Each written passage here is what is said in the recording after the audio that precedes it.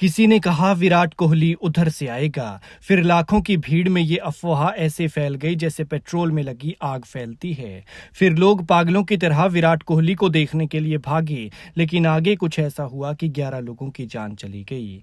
लाखों की भीड़ ऐसे भागी कि भगदड़ मच गई। जो एक बार गिर गया वो दोबारा नहीं उठ पाया। उसके ऊपर से हजारों लोग निकल गए और जब मैदान खाली हुआ तो कुछ इस तरह का मंजर नजर आया। भागते हुए उन लाखों लोगों के कदम लड़खड़ाए, पैर फंसे और जूते चप्पल उतर गए। और देखिए किस तरह से ढेर लगा है। आरसीबी ने 17 साल बाद 18वें सीजन में आईपीएल की ट्रॉफी जीती, लेकिन उसने 11 लोगों की जान ले ली।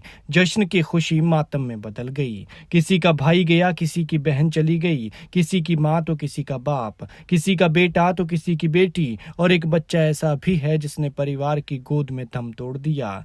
लेकिन अब इस हादसे को लेकर कई बड़ी वजहें सामने आ रही हैं जो चश्मदीदों ने बताई हैं। चिन्नास्वामी स्टेडियम में भगदड़ के बाद हर तरफ चीख पुकार मची थी। अपने खिलाड़ियों की झलक पाने पहुंचे फैंस आयोजकों की ओर से किए गए बदहाल इंतजामों को कोस रहे थे। किसी को कुछ समझ नहीं आ रहा था कि कैसे देखते ही देखते जश्न का माहौल मातम में बदल गया। आरसीबी का आईपीएल चैंपियन बनने का सपना साकार होने के जश्न में पूरे कर्नाटक से क्रिकेट प्रेमी बेंगलुरु के चिन्नास्वामी स्टेडियम के बाहर मंगलवार रात से ही जुटने लगे थे।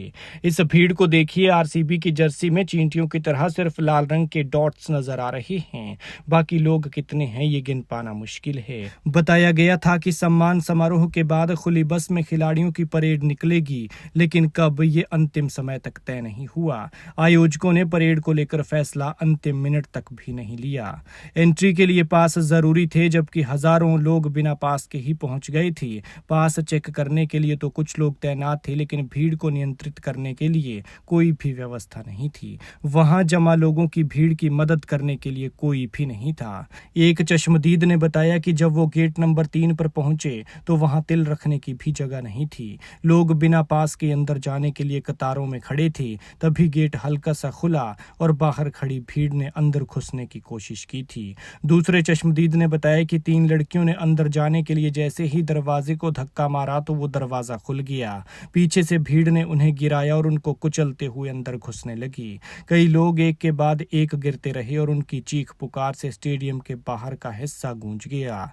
जो एक बार गिर गया वो दोबारा उठ नहीं पाया।